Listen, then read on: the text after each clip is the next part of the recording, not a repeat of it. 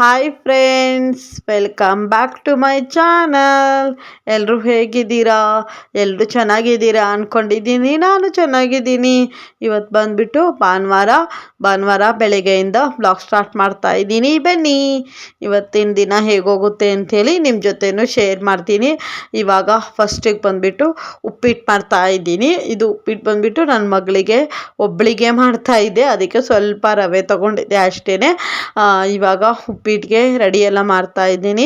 ಒಂದು ಸ್ವಲ್ಪ ಅನ್ಕಂಫರ್ಟೇಬಲು ಅಂದರೆ ಕ್ಯಾಮ್ರಾ ಸರಿಯಾಗಿ ಇಟ್ಕೊಂಡಿದ್ದಕ್ಕಿಲ್ಲ, ಹಾಗಾಗಿ ಇವಾಗ ಸರಿಯಾಗೆಲ್ಲ ಇಟ್ಕೊಂಡಿದ್ದೀನಿ. ಇವತ್ತಿನ ಬ್ಲಾಗ್ ನಿಮಗೆ ಇಷ್ಟ ಆದರೆ ಪ್ಲೀಸ್ ನನ್ನ ಚಾನಲ್ಗೆ ಸಬ್ಸ್ಕ್ರೈಬ್ ಮಾಡ್ಕೊಳ್ಳಿ, ಲೈಕ್ ಮಾಡಿ ಮತ್ತು ಶೇರ್ ಮಾಡಿ, ಸರಿನಾ? ಇವಾಗ ಫಸ್ಟಿಗೆ ಬಂದುಬಿಟ್ಟು ಉಪ್ಪಿಟ್ಟಿಗೆ ಎಲ್ಲ ರವೆ ಎಲ್ಲ ಹುರ್ಕೋತಾ ಇದ್ದೆ. ಸರಿ ಹಾಗೇನೆ ನಿಮ್ಮ ಜೊತೆನೂ ಬ್ಲಾಗ್ ಮಾಡೋಣ ಅಂದ್ಕೊಂಡು ಬ್ಲಾಗ್ ಮಾಡ್ತೀನಿ. ನನಗೆ ಗೊತ್ತಿರುತ್ತೆ ನಮ್ಮನೇಲಿ ಶ್ಲೋಕ ಹಾಕಿರ್ತಾರೆ ಅಂಥೇಳಿ, ಆದ್ರೂ ಮಾತಾಡ್ತಾ ಇದ್ದೀನಿ. ಇದರಲ್ಲಿ ವಾಯ್ಸ್ ಓವರ್ ಕೊಟ್ಟಿಲ್ಲ ಅಂದರೆ ಜಸ್ಟ್ ಎಲ್ಲನೂ ಶ್ಲೋಕ ಸೌಂಡೇ ಬಂದುಬಿಡುತ್ತೆ ಫ್ರೆಂಡ್ಸ್. ಆ ಥರ ಶ್ಲೋಕ ಜೋರಾಗಿ ಹಾಕ್ಕೊಂಡು ಕೇಳಿಸ್ತಾರೆ ನಮ್ಮ ಮನೇಲಿ. ಮನೆಯೆಲ್ಲ ಕ್ಲೀನಿಂಗ್ ಆಗಿದೆ, ಪಾತ್ರೆನೂ ಎಲ್ಲ ತೊಳೆದು ಎಲ್ಲ ಕ್ಲೀನಾಗಿ ಇಟ್ಟಿದ್ದೀನಿ. ಇನ್ನು ಪಾತ್ರೆ ಎಲ್ಲ ಎತ್ತಿಟ್ಟಿಲ್ಲ.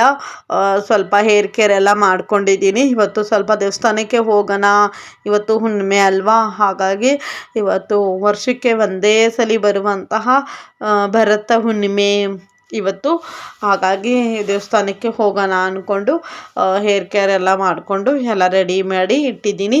ಇವಾಗ ನಾನು ಯಾವ ಥರ ರಂಗೋಲಿ ಬಿಡಿಸಿದ್ದೀನಿ ಅಂಥೇಳಿ ನಿಮ್ಮ ಜೊತೆನೂ ಶೇರ್ ಮಾಡ್ತೀನಿ. ಇನ್ನು ಪೂಜೆ ಎಲ್ಲ ಮಾಡಿಲ್ಲ, ಮನೆ ಕ್ಲೀನಿಂಗ್ ಮಾಡಿ ಜಸ್ಟ್ ರಂಗೋಲಿ ಒಂದೇ ಬಿಡಿಸಿದ್ದೀನಿ. ನೋಡಿ ಫ್ರೆಂಡ್ಸ್, ಈ ಥರ ಸಿಂಪಲಾಗಿ ಎಷ್ಟು ಕ್ಯೂಟಾಗಿ ರಂಗೋಲಿ ಬಿಡಿಸಿದ್ದೀನಿ ಅಲ್ವಾ? ನನಗೆ ಒಂಥರ ಖುಷಿಯಾಗೋಯಿತು. ಬೇಗ ಬಿಡಿಸಿರೋದು, 2 ಮಿನಿಟ್ಸಲ್ಲೇ ರಂಗೋಲಿ ಬಿಡಿಸ್ದೆ. ಇವಾಗ ಅಲ್ಲಿ ರಂಗೋಲಿ ಬಿಡಿಸ್ತಾ ಇದ್ದೀನಿ. ಇಲ್ಲಿ ರವೆ ಫ್ರೈಗೆ ಇಟ್ಬಿಟ್ಟಿದ್ದೀನಿ, ಮರ್ತೋಗಿ ಹಾಗೇನೆ ನಿಮ್ಮ ಜೊತೆ ಬಂದುಬಿಟ್ಟೆ. ಸದ್ಯಕ್ಕೆ ಸ್ಲಿಮ್ ಆಗಿತ್ತು, ಏನೂ ಆಗಿಲ್ಲ, ಅಂದರೆ ಸುಟ್ಟೋಗಿಲ್ಲ ಏನೂ, ಅಂದರೆ ಜಾಸ್ತಿ ಫ್ರೈ ಆಗಿಲ್ಲ, ಸ್ವಲ್ಪ ಬ್ಲ್ಯಾಕ್ ಆಗಿಬಿಡುತ್ತೆ. ಹಾಗಾಗಿ ಇವಾಗ ಫ್ರೈ ಮಾಡ್ತಾಯಿದ್ದೀನಿ. ನೋಡಿ ಈ ಥರನೇ ನಾನು ಒಂದು ಕೆಲಸ ಮಾಡ್ತೀನಿ, ವಿಡಿಯೋ ಮಾಡೋಕ್ಕೆ ಹೋಗಿ ಇನ್ನೊಂದು ಕೆಲಸ ಮಾಡಿರ್ತೀನಿ. ಇವತ್ತಿನ ಬ್ಲಾಗ್ ನಿಮಗೆ ಇಷ್ಟ ಆದರೆ ಪ್ಲೀಸ್ ನನ್ನ ಚಾನಲ್ಗೆ ಸಬ್ಸ್ಕ್ರೈಬ್ ಮಾಡ್ಕೊಳ್ಳಿ, ಲೈಕ್ ಮಾಡಿ ಮತ್ತು ಶೇರ್ ಮಾಡಿ, ಸರಿನಾ? ಇವಾಗ ಬನ್ನಿ, ಸಿಂಪಲಾಗಿ ಏನೂ ಹಾಕಲ್ಲ ಫ್ರೆಂಡ್ಸ್. ನನ್ನ ಮಗಳಿಗೆ ಒಬ್ಳಿಗೆ, ನಾನು ನನ್ನ ಹಸ್ಬೆಂಡ್ ಇಬ್ಬರೂ ತಿಂಡಿ ತಿಂತಾಯಿಲ್ಲ. ನೋಡೋಣ, ಜಾಸ್ತಿ ಆದರೆ ನನ್ನ ಹಸ್ಬೆಂಡ್ಗೆ ಒಂದು ಸ್ವಲ್ಪ ಕೊಡ್ತೀನಿ, ಅವ್ರು ಬೇಡ ಅಂತ ಹೇಳಿದ್ರು, ಹಾಗಾಗಿ ನಾನು ಮಾಡ್ತಾಯಿದ್ದೀನಿ. ಏನೂ ಇಲ್ಲ, ಆನಿಯನ್ ಒಂದೇ ಹಾಕಿಬಿಟ್ಟು ಈರುಳ್ಳಿ ಕಟ್ ಮಾಡಿ ಇಟ್ಕೊಂಡಿದ್ದೀನಿ. ಫ್ರೈ ಮಾಡಿ ಉಪ್ಪಿಟ್ಟು ಮಾಡಿ ಫ್ರೆಶ್ ಅಪ್ ಹಾಕ್ಬಿಟ್ಟು ಬಂದು ಆಮೇಲೆ ಬ್ಲಾಗ್ ಕಂಟಿನ್ಯೂ ಮಾಡ್ತಾಯಿದ್ದೀನಿ. ಅಷ್ಟಕ್ಕೆ ಕಟ್ ಮಾಡಿ ಇವಾಗ ಫ್ರೆಶ್ ಅಪ್ ಎಲ್ಲ ಆದೆ, ರೆಡಿನೂ ಎಲ್ಲ ಮಾಡಿದ್ದೆ. ಅಂದರೆ ಈರುಳ್ಳಿ ಎಲ್ಲ ಫ್ರೈ ಮಾಡಿ ಇಟ್ಬಿಟ್ಟು ಹೋಗಿದೆ. ಬಂದುಬಿಟ್ಟು ಎಲ್ಲ ಬೇಯಿಸಿ ಎಲ್ಲ ರೆಡಿ ಮಾಡಿದೆ. ಉಪ್ಪಿಟ್ಟು ಸ್ವಲ್ಪನೇ ಇತ್ತಲ್ವ, ಹಾಗಾಗಿ ನನ್ನ ಮಗಳು ಓದ್ಕೊಂಡು ಕೂತ್ಕೊಂಡಿದ್ಲು. ನೋಡಿ ಫ್ರೆಂಡ್ಸ್, ನಮ್ಮ ಮನೆಯಲ್ಲಿ ಬಿಸಿ ಬಿಸಿಯಾದ ಉಪ್ಪಿಟ್ಟು, ಇದು ಬಜ್ಜಿ ಮಾಡಿದ್ದೆ ಬೆಳಿಗ್ಗೆ, ರಾತ್ರಿ ಮಾಡಿದ್ದು, ಬೆಳಿಗ್ಗೆ ಅಲ್ಲ, ರಾತ್ರಿ ಒಂದು ಸ್ವಲ್ಪ ಮಾಡಿದ್ದೆ. ಪಕೋಡ ಮಾಡಿದ್ದೆ, ಅದು ಚೆನ್ನಾಗಿತ್ತು, ಹಾಗಾಗಿ ಸ್ವಲ್ಪ ಜಾಸ್ತಿ ಆಗಿತ್ತು, ಹಾಗಾಗಿ ಇಟ್ಟಿದ್ದೆ. ನನ್ನ ಹಸ್ಬೆಂಡ್ಗೂ ಮತ್ತು ನನ್ನ ಮಗಳಿಗೆ ಉಪ್ಪಿಟ್ಟು. ಬನ್ನಿ ಇವಾಗ ನಮ್ಮ ಮನೇಲಿ ಪೂಜೆ ಯಾವ ಥರ ಮಾಡಿದ್ದೀನಿ ಅಂಥೇಳಿ ಶೇರ್ ಮಾಡ್ತಾಯಿದ್ದೀನಿ ಫ್ರೆಂಡ್ಸ್. ಇವಾಗ ನಾನು ರೆಡಿ ಆಗಬೇಕು, ಜಸ್ಟು ಹೇರ್ ಸ್ಟೈಲ್ ಒಂದು ಮಾಡ್ಕೋತೀನಿ ಇವಾಗ. ಮಾಡಿಕೊಂಡೆ ಫ್ರೆಂಡ್ಸ್, ಹೇರ್ ಸ್ಟೈಲ್ ಎಲ್ಲ ಮಾಡಿಕೊಂಡೆ. ಅವರಿಬ್ಬರು ತಿಂಡಿನೂ ತಿಂದರು, ನಾನು ಕಾಫಿ ಕುಡಿದ್ಬಿಟ್ಟಿದ್ದೆ, ಹಾಗಾಗಿ ನಾನು ಕಾಫಿ ಎಲ್ಲ ಕುಡಿದ್ರೆ ಮತ್ತು ನಾನು ತಿಂಡಿ ಎಲ್ಲ ತಿಂದಿಲ್ಲ, ಬೇಡ ಅಂದ್ಕೊಂಡು ಸ್ಕಿಪ್ ಮಾಡಿದ್ದೀನಿ ಇವತ್ತು ತಿಂಡಿ. ಯಾಕಂದರೆ ಸ್ವಲ್ಪ ರಾತ್ರಿ ಜಾಸ್ತಿನೇ ಊಟ ಮಾಡ್ಕೊಂಡಿದ್ದೆ, ಹಾಗಾಗಿ ಬೆಳಿಗ್ಗೆ ಸ್ವಲ್ಪ ತಿಂಡಿ ಎಲ್ಲ ಸ್ಕಿಪ್ ಮಾಡಿ ಇವಾಗ ರೆಡಿಯಾಗಿದ್ದೀನಿ.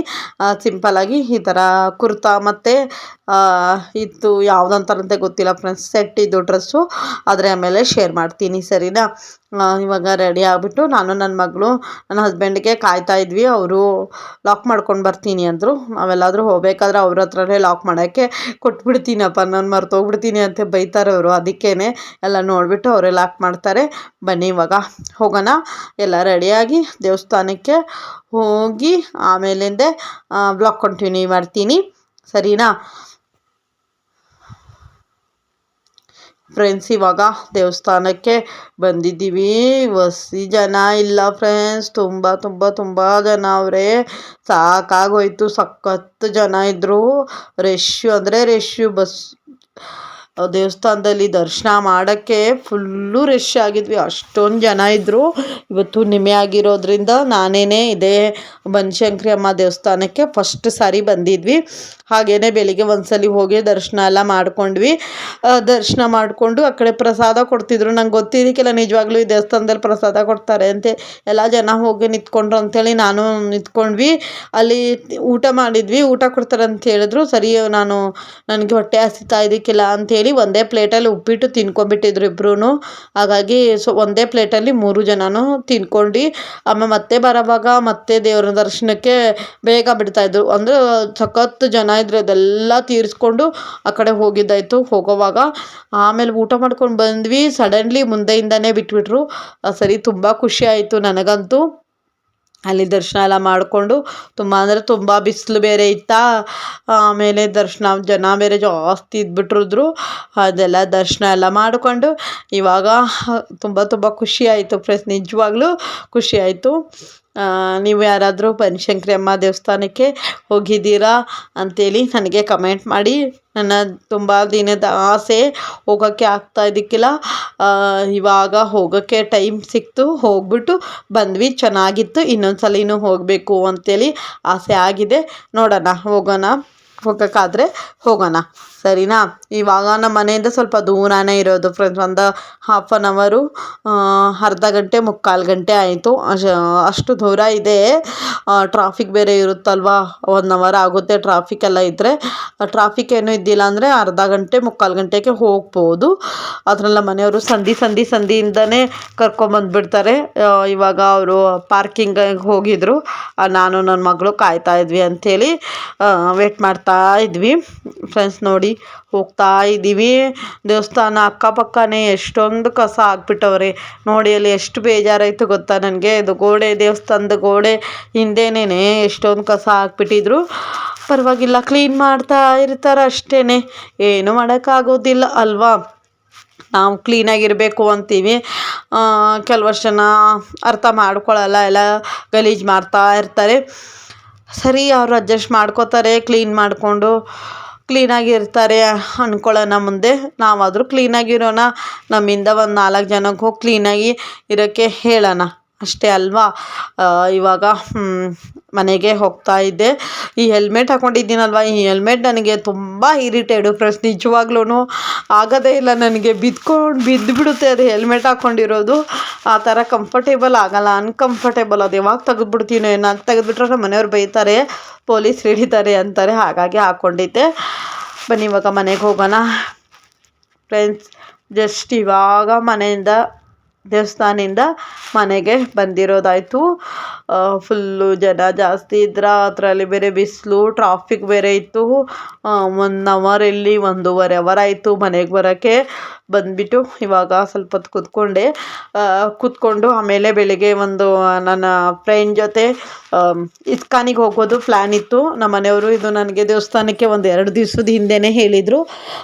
ಸರಿ, ದೇವಸ್ಥಾನಕ್ಕೆ ಹೋಗೋಣ ಅಂದ್ಕೊಂಡು, ಮತ್ತು ಅವರು ಬೇಜಾರು ಮಾಡ್ಕೋತಾರೆ ಅಂಥೇಳಿ ಸರಿ ಅಂಥೇಳಿ ಫ್ರೆಂಡ್ ಜೊತೆ ಇಸ್ಕಾನಿಗೆ ಹೋಗಬೇಕಾಗಿತ್ತು. ಅದಕ್ಕೂ ರೆಡಿ ಆಗಬೇಕು. ಇವಾಗ ಡ್ರೆಸ್ಸು ಚೇಂಜ್ ಮಾಡಿಬಿಟ್ಟು ಬೇರೆ ಡ್ರೆಸ್ ಹಾಕ್ಕೊಂಡು ಹೋಗೋಣ ಅಂದ್ಕೊಂಡಿದ್ನ. ಆಮೇಲೆ ನನ್ನ ಫ್ರೆಂಡು ಫೋನ್ ಮಾಡಿಬಿಟ್ರು, ಬನ್ನಿ ಹೋಗೋಣ ಅಂತ ಹೇಳಿದ್ರು. ಮನೆಗೆ ಜಸ್ಟ್ ಬಂದುಬಿಟ್ಟು ಆವಾಗಲೇ ಫೇಸ್ ವಾಶ್ ಮಾಡಿಕೊಂಡು ಮತ್ತು ಸ್ವಲ್ಪ ಕ್ರೀಮೆಲ್ಲ ಹಚ್ಕೊಂಡು ಸ್ಕಿನ್ ಕೇರ್ ಮಾಡಿಕೊಂಡೆ, ಸ್ವಲ್ಪ ಲಿಪ್ಟಿಕ್ ಹಚ್ಕೊಂಡೆ ಅಷ್ಟೇ. ನನ್ನ ಮಗಳು ಪಾಪ, ಅವಳು ಡ್ರೆಸ್ ಚೇಂಜ್ ಮಾಡೋಕ್ಕಾಗಿಲ್ಲ, ಅದೇ ಡ್ರೆಸ್ಸಲ್ಲಿ ಮತ್ತೆ ಬಂದಳು. ತುಂಬ ಬೇಜಾರಾಯಿತು ಫ್ರೆಂಡ್ಸ್. ಅವರೆಲ್ಲ ಕಾಯ್ತಾಯಿದ್ರು. 1-2 ದಿವಸ 2 ಅವರಿಂದ ಅವರು ಕಾಯ್ತಾಯಿದ್ರು.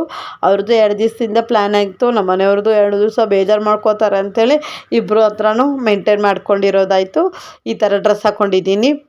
ಇದು pink colour pant, Patel pant ಥರ ಬಂದಿದೆ. ಚೆನ್ನಾಗಿದೆ, ಕಂಫರ್ಟೇಬಲ್ ಆಗಿದೆ. ಕಾಟನ್ದು ಶಾಪಲ್ಲಿ ತೊಗೊಂಡಿರೋದು ಫ್ರೆಂಡ್ಸ್, ಆನ್ಲೈನ್ ಮೇಲೆ ತೊಗೊಂಡಿಲ್ಲ. ಇವಾಗ ಅವಳು ನನ್ನ ಮಗಳು ರೆಡಿ ಆಗ್ತಾಯಿದ್ಲು, ಅದಕ್ಕೆ ಕೇಳ್ತಾ ಇದ್ದೆ, ರೆಡಿ ಆಗು, ಬೇಗ ಹೋಗೋಣ, ಆಂಟಿ ಕಾಯ್ತವ್ರೆ, ಅವ್ರ ಫ್ರೆಂಡ್ಸ್ ಎಲ್ಲ ಕಾಯ್ತಾಯಿದ್ರು. ಸರಿ ಅಂಥೇಳಿ ಇವಾಗ ಹೋಗೋಣ ಬನ್ನಿ, ಹೋದ್ಮೇಲೆ ಮತ್ತೆ ದೇವಸ್ಥಾನಕ್ಕೆ ಹೋಗಿದ್ರೆ ಆಗಿದ್ದಷ್ಟು ಕ್ಲಿಪ್ಪಿಂಗ್ಸ್ ತಗೊಂಡು ನಿಮ್ಮ ಜೊತೆನೂ ಶೇರ್ ಮಾಡೋಕ್ಕೆ ಟ್ರೈ ಮಾಡ್ತೀನಿ. ಫ್ರೆಂಡ್ಸ್, ಇವಾಗ ಇಸ್ಕಾನಿಗೆ ಬಂದಾಯಿತು. ನಾವು 3 ಜನ ಫ್ರೆಂಡ್ಸು, ಅವ್ರ ಅಮ್ಮ, ಅವ್ರ ಮಕ್ಕಳು ಎಲ್ಲ ಬಂದಿದ್ವಿ.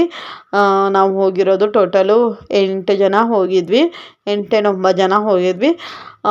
ದೇವಸ್ಥಾನಕ್ಕೆ ಎಲ್ಲ ಬಂದಿದ್ದಾಯಿತು. ಇಸ್ಕಾನ್ ನೋಡೋಕ್ಕೆ ಎಷ್ಟೊಂದು ಖುಷಿ ಅಲ್ವಾ? ನಿಜವಾಗ್ಲೂ ಎಷ್ಟು ಸಲ ನೋಡಿದ್ರೂ ತುಂಬ ಖುಷಿ ಆಗುತ್ತಪ್ಪ. ನನಗಂತೂ ನಿಜವಾಗ್ಲೂ ತುಂಬ ಖುಷಿ ಆಗುತ್ತೆ ಇಸ್ಕಾನ್ಗೆ. ನಾನು ವೀಕ್ಲಿನೂ ಹೋಗು ಅಂದ್ರೂ ಹೋಗ್ತೀನಿ. ನನಗೆ ಅಷ್ಟೊಂದು ಇಷ್ಟ ಇಸ್ಕಾನ್ ಟೆಂಪಲು.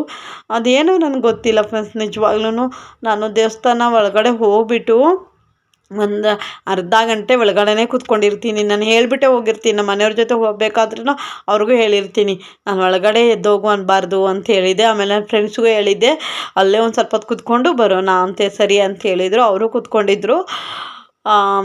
ಈ ಥರ ಆಗಿತ್ತು ನಮ್ಮ ಮನೆ ಸಂಡೇ ವ್ಲಾಗ್. ಈ ಥರ ಹೋಯಿತು. ಇಸ್ಕಾನ್ ಎಲ್ಲ ದೇವಸ್ಥಾನ ಎಲ್ಲ ನೋಡಿಕೊಂಡು ತುಂಬ ಕ್ಲೀನಾಗಿರುತ್ತೆ. ಒಂಥರ ಕ್ಲೀನು, ಮನಸ್ಸಿಗೆ ಶಾಂತಿ, ಪೀಸ್ಫುಲ್ಲಾಗಿರುತ್ತೆ. ದರ್ಶನ ಎಲ್ಲ ಮಾಡಿಕೊಂಡು ಒಳಗಡೆ ಎಲ್ಲ ಕೂತ್ಕೊಂಡು ಆಮೇಲೆ ಹೊರ್ಗಡೆ ಬರ್ತಾಯಿದ್ವಿ. ಅಲ್ಲಿ ಈ ಥರ ನೀರೊಂದು ಹಾಕಿದ್ರು. ಇದು ನನ್ನ ಮಗಳು ವೀಡಿಯೋ ಮಾಡ್ಕೊಂಡಿರೋದು. ನನ್ನ ಮಗಳಿಗೆ ನೀರು ಅಂದರೆ ಸ್ವಲ್ಪ ಇಷ್ಟ. ಹಾಗಾಗಿ ಅವಳೇ ವೀಡಿಯೋ ಮಾಡಿಕೊಂಡ್ಳು. ಸರಿ ಮಾಡ್ಕೋ ಅಂತ ಹೇಳಿದ್ದೆ, ಮಾಡಿಕೊಂಡ್ಳು.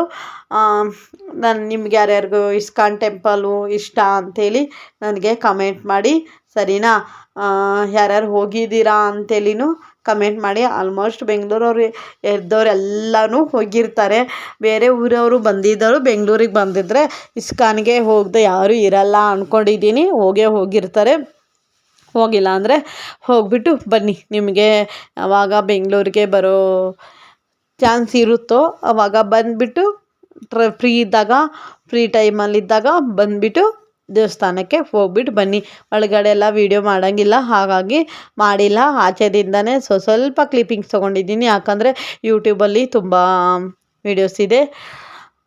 ಫ್ರೆಂಡ್ಸ್, ಇವಾಗ ಜಸ್ಟು ಮನೆಗೆ ಬಂದು ಫೇಸ್ ವಾಶ್ ಎಲ್ಲ ಮಾಡಿಕೊಂಡು, ಇದು ನನ್ನ ಮಗಳಿಗೆ ಪ್ರಾಜೆಕ್ಟ್ ಕೊಟ್ಟಿದ್ದರು. Max 3D shape 2D shape ಕೊಟ್ಟಿದ್ದರು. 2D ಶೇಪ್ ಮಾಡಿಲ್ಲ ನಾನು. ಅದು ನಾಳೆ ನಾಡ್ದು ಮಾಡೋಣ ಅಂದ್ಕೊಂಡು ಜಸ್ಟು 3D ಶೇಪ್ ಒಂದು 3D ಶೇಪ್ ಮಾಡಿ ಕೊಟ್ಟಿರೋದಾಯಿತು. ಇದಾಗಿತ್ತು ನಮ್ಮ ಮನೇಲಿ ಇವತ್ತಿನ ದಿನದ ಬ್ಲಾಗ್. ಊಟ ಮಾಡಿ ಆಮೇಲೆ ಬ್ಲಾಗ್ ಕಂಟಿನ್ಯೂ ಮಾಡ್ತೀನಿ. ವಿಡಿಯೋ ಇತ್ತು, ಎಡಿಟಿಂಗ್ ಮಾಡ್ತಾಯಿದ್ದೆ, ಹಾಗಾಗಿ ಇನ್ನೂ ಮಲಿಕೊಟ್ಟಿಲ್ಲ. ಊಟ ಎಲ್ಲ ಆಯಿತು. ನನ್ನ ಮಗಳಿಗೆ ಪ್ರಾಜೆಕ್ಟು ಎಲ್ಲ ಆಯಿತು. ಫೇಸ್ ವಾಶು ಇವಾಗ ಜಸ್ಟ್ ಮಾಡ್ಕೊಬಂದಿದ್ದೀನಿ. ಇವಾಗ ಮಲಿಕೋಬೇಕಾಗಿತ್ತು. ಬೆಳಗ್ಗೆಯಿಂದ ವ್ಲಾಗ್ ಮಾಡ್ತಾಯಿದ್ದೆ, ಅದೇನು ಮಾಡೋಣ ಅಂದ್ಕೊಂಡು ಮತ್ತೆ ಸ್ಟಾರ್ಟ್ ಮಾಡಿದೆ. ನಮ್ಮ ಮನೆಯವರು ಮತ್ತು ನನ್ನ ಮಗಳಿಬ್ಬರು ಮಲಿಕೊಂಡ್ರು. ನಾನೊಬ್ಬರು ಮಲಿಕೋಬೇಕು. ಹಾಗಾಗಿ ಸ್ವಲ್ಪ ನಿಧಾನಕ್ಕೆ ಮಾತಾಡ್ತಾಯಿದ್ದೀನಿ. ಇವತ್ತಿನ ವ್ಲಾಗ್ ಇಲ್ಲಿಗೆ ಮುಗಿಸೋಣ ಅಂದ್ಕೊಂಡಿದ್ದೀನಿ. ಇವತ್ತಿನ ವ್ಲಾಗ್ ನಿಮಗೆ ಇಷ್ಟ ಆದರೆ ಪ್ಲೀಸ್ ನನ್ನ ಚಾನಲ್ಗೆ ಸಬ್ಸ್ಕ್ರೈಬ್ ಮಾಡ್ಕೊಳ್ಳಿ, ಲೈಕ್ ಮಾಡಿ ಮತ್ತು ಶೇರ್ ಮಾಡಿ. ನಾಳೆನ ವ್ಲಾಗಲ್ಲಿ ಸಿಗೋಣ. Bye. Thank you for watching. Good night.